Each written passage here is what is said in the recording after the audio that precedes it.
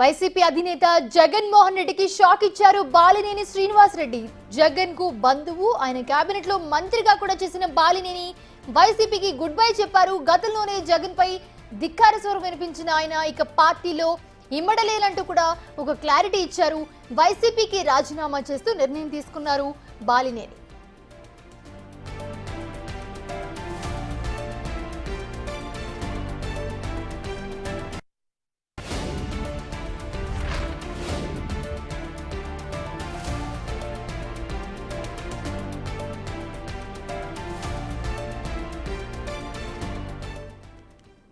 Right, YCP అధినేత జగన్మోహన్ రెడ్డికి shock ఇచ్చారు బాలినేని శ్రీనివాస్ రెడ్డి. జగన్ కు బంధువు అయిన ఆయన కేబినెట్ లో కూడా మంత్రిగా చేశారు, మనందరికీ తెలుసు. అయితే ఇప్పుడు ప్రస్తుతం వైసీపీకి గుడ్ బై చెప్పారు బాలినేని. ఇదే అంశానికి సంబంధించి మరిన్ని అప్డేట్స్ మా ప్రతినిధి శివ అందిస్తారు. శివ,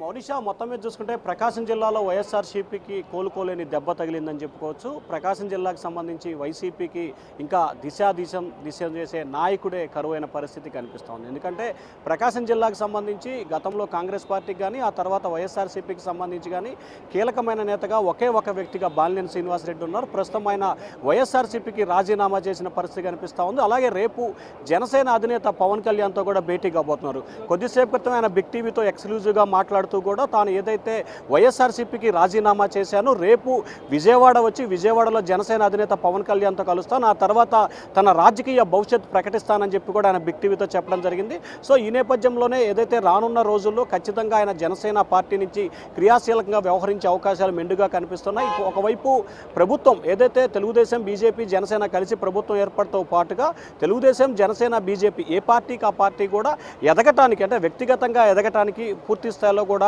ప్రయత్నాలు చేస్తా ఉన్నాయి. ఆ ప్రయత్నాల్లో భాగంగానే ఎవరైతే వైఎస్ఆర్సీపీకి సంబంధించి గత ప్రభుత్వంలో టీడీపీ నేతలు కానీ జనసేన నేతలు కానీ ఇబ్బందులు చేయకుండా ఉన్న వ్యక్తులని ఆ పార్టీ నేతలు సెలెక్ట్ చేసుకొని ఆ పార్టీల్లో చేరడానికి సిద్ధంగా ఉన్న వ్యక్తులకి గ్రీన్ సిగ్నల్ ఇస్తున్న పరిస్థితి కనిపిస్తోంది. దానిలో భాగంగానే బాలినేని శ్రీనివాసరెడ్డి వ్యవహార శైలిని మనం తీసుకుంటే కనుక గత 5 సంవత్సరాల కాలంలో ఆయన ఎప్పుడూ కూడా ఇటు జనసేన కానీ టీడీపీని కానీ ఇబ్బందులు పాలు చేసిన దాఖలాల్లో సొంత పార్టీని అనేక సందర్భాల్లో ఆయన ఇరుకున పెట్టిన సంఘటనలు కూడా కోకోలలుగా ఉన్నాయి. ఒకవైపు అప్పట్లో ఉన్న స్టాంపుల కుంభకోణం విషయంలో ఎప్పటి ఎస్పీతో కూడా ఆయనకు విభేదాలు వచ్చిన పరిస్థితి కనిపించింది. ఆ తర్వాత వైవి సుబ్బారెడ్డితో కూడా ఆయనకు విభేదాలు రావడం జరిగింది. అలాగే అప్పటి ముఖ్యమంత్రి, ఇప్పటి మాజీ సీఎం జగన్మోహన్ రెడ్డితో కూడా అనేక సందర్భాల్లో విభేదాలు వచ్చిన పరిస్థితి కనిపించింది. కొన్ని సందర్భాల్లో ఆయన జగన్ని కలవటానికి వచ్చినా కానీ జగన్ అపాయింట్మెంట్ ఇవ్వకపోవడంతో వెనక్కి వెళ్ళిన సంఘటనలు కూడా ఉన్నాయి. ఆ తర్వాత జరిగిన ఎన్నికల్లో కూడా ఒంగోలు ఎంపీ అభ్యర్థిగా చెవిరెడ్డి భాస్కర్ రెడ్డిని కూడా ప్రకాశం జిల్లా ఎంపీ అభ్యర్థిగా ప్రకటనతో బాలినేని అసంతృప్తి తీవ్ర స్థాయిలో చేరింది. అలాగే ఎవరైతే బాలినేనికి సంబంధించి ఆ జిల్లాలో కొంతమందిని అభ్యర్థులను ఎంపిక చేశారు, ఆ అభ్యర్థులను కాదని చెవిరెడ్డి చెప్పిన అభ్యర్థులను ఎంపిక చేయడం పట్ల కూడా బాలినేని అప్పటి నుంచే అసంతృప్తిగా ఉన్నారు. ఆ తర్వాత జరిగిన ఎన్నికల్లో ఘోర పరాజయాన్ని చవిచూశారు. ప్రకాశం జిల్లాకు సంబంధించి 12 అసెంబ్లీ స్థానాలు ఉంటే 10 అసెంబ్లీ స్థానాలు కూటమి ప్రభుత్వం గెలుచుకోవడం జరిగింది. సో 2 స్థానాల్ని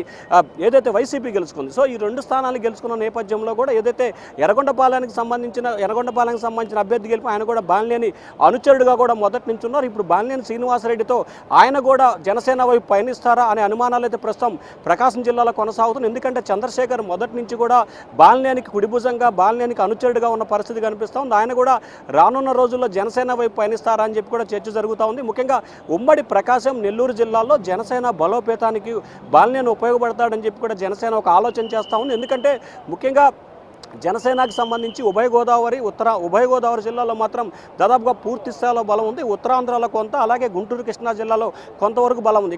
ఆ పైన ప్రకాశం జిల్లాకు సంబంధించి కానీ, నెల్లూరు కానీ, రాయలసీమకు సంబంధించి కానీ జనసేనకు ఆశించిన స్థాయిలో బలం లేదు కాబట్టి సో ప్రకాశం, నెల్లూరుతో పాటు రాయలసీమ జిల్లాల నేతల్లో బలమైన నేతల్ని పార్టీలో చేర్చుకోవాలనేది జనసేన ఆలోచనగా కనిపిస్తోంది.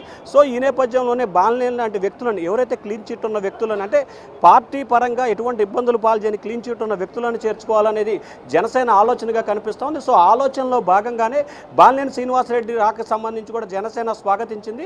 రేపు జనసేన అధినేత పవన్ కళ్యాణ్తో బాలినేని భేటీ కాబోతున్నారు. ఆ తర్వాత పార్టీలో ఎప్పుడు చేరతారు ఏమిటి అనే దానికి సంబంధించి కూడా క్లారిటీ వచ్చే అవకాశాలు అయితే కనిపిస్తున్నాయి. సో ఓవరాల్గా చూసుకుంటే మొన్నటి ఎన్నికల్లో ఘోర పరాజయాన్ని చవిచూసిన వైసీపీకి ప్రతిరోజు ఒక షాక్ తగులుతుంది. మొన్న చూసుకుంటే కొంతమంది మాజీ ఎమ్మెల్యేలు, జిల్లా అధ్యక్షులు వైఎస్ఆర్సీపీకి రాజీనామా చేయడం, ఆ తర్వాత 2 రాజ్యసభ సభ్యులు వైసీపీకి వైసీపీకి రాజీనామా చేయడం, ఈరోజు ఉదయం కృష్ణా జిల్లా జగ్గేపేటకు సంబంధించిన సామినేని ఉదయభాను కూడా రాజీనామా చేయడానికి సిద్ధపడటం, తాజాగా బాలినేని శ్రీనివాసరెడ్డి రాజీనామా, ఇట్లా వరుసగా ఆ పార్టీకి సంబంధించి ఎవరైతే జగన్మోహన్ రెడ్డి పార్టీ పెట్టిన దగ్గర నుంచి అండగా భరోసాగా వెన్నవెంటే ఉన్న వ్యక్తులే మాత్రమే ఈ ప్రస్తుతం ఆ పార్టీకి రాజీనామా చేస్తున్న పరిస్థితి మీరు కనిపిస్తా ఉంది. చెప్పినట్టే చూసుకుంటే గనక ఇందాక బిగ్ జీవితో కూడా బాలినేని చెప్పడం జరిగింది. రేపు జనసేన పార్టీ అధినేతను కలవబోతున్నాను, విజయవాడ వెళ్తున్నానని కూడా బాలినేని చెప్పడం జరిగింది. అయితే జనసేనలో చేరడానికి బాలినేనికి ఉన్న అవకాశాలు ఏంటి, ఆయన ప్లాన్స్ ఎలా ఉండబోతున్నాయి?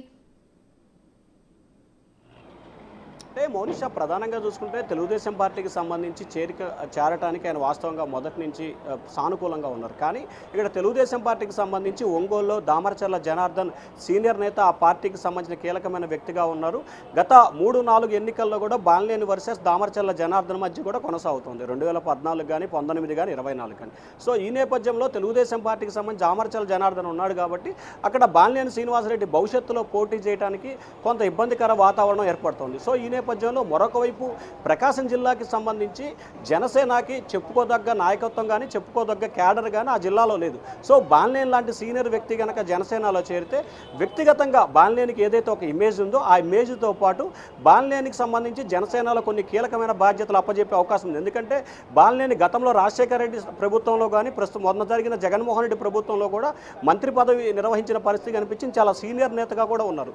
సో ఈ నేపథ్యంలో ఇటువంటి సీనియర్ నేతగా ఉన్న వ్యక్తి బాలినేని లాంటి వ్యక్తి జనసేనలో చేరితే ఆయన రాజకీయ పరంగా భవిష్యత్తుకి ఎటువంటి ఇబ్బంది ఉండదనేది బాలినేని ఆలోచనగా కనిపిస్తుంది. ఎందుకంటే ప్రస్తుతం కూటమి ప్రభుత్వం అధికారంలో ఉంది, ఇటు జనసేన బీజేపీ టీడీపీ కలిసి అధికారం ఉన్న నేపథ్యంలో సో బాలినేనికి సంబంధించి ఖచ్చితంగా 29 ఎన్నికల్లో కూడా జనసేన తరపున టికెట్కి సంబంధించి ఎటువంటి డోకా లేదు అనే క్లారిటీ ఉంది. సో బాలినేనికి సంబంధించి రాజకీయ పరంగా ఆయన ఎక్కడైతే రాజకీయ పరంగా ఇబ్బంది ఉండదో దాన్ని దృష్టిలో పెట్టుకొని రాజకీయాలు చేయాలని భవిష్యత్తులో ఆయన కానీ ఆయన కుమారుడు కానీ రాజకీయాల్లో కొనసాగాలి, భవిష్యత్తులో ప్రజాప్రతినిధిగా కొనసాగాలనేది బాలినేని ఆలోచనగా కనిపిస్తాం. సో ఈ నేపథ్యంలోనే జనసేన అయితే తనకు సరైన ప్లాట్ఫామ్గా కూడా బాలినేని భావించారు. జనసేన నుంచి కనుక రాజకీయాల్లో కనుక అరగటం చేస్తే అంటే తిరిగి రెండో చేసినట్లయితే ఖచ్చితంగా 29 ఎన్నికల్లో నిలబడచ్చు. ఒకవేళ గెలిచినా ఓడిపోయినా కానీ రాజకీయంగా ఆ పార్టీ చాలా బలంగా ఉంటున్న పరిస్థితి కనిపిస్తూ ఉంది. అలాగే ఆ పార్టీలో ఉంటే ఇటు రాజకీయంగా కానీ లేకపోతే ఇంకో రకంగా కానీ అన్ని రకాలుగా సేఫ్ జోన్లో ఉండొచ్చు అనేది బాలినేని ఆలోచనగా కనిపిస్తోంది. సో టీడీపీలో చేరికే అవకాశం లేదు కాబట్టి జనసేనలో చేరితే ఈ 5 సంవత్సరాలు సో 24 నుంచి 29 వరకు కూడా బాలినేనికి ఎటువంటి ఇబ్బందులు ఉండవు. రానున్న ఎన్నికల్లో కూడా ఖచ్చితంగా టికెట్ లభిస్తుందనే భరోసా ధైర్యం ఉంటుంది కాబట్టి ఆయన బాలినేని జనసేన ఎంచుకున్నట్లు కూడా మనం భావించాలి. Mounisha. Right, thanks for the updates Shiva.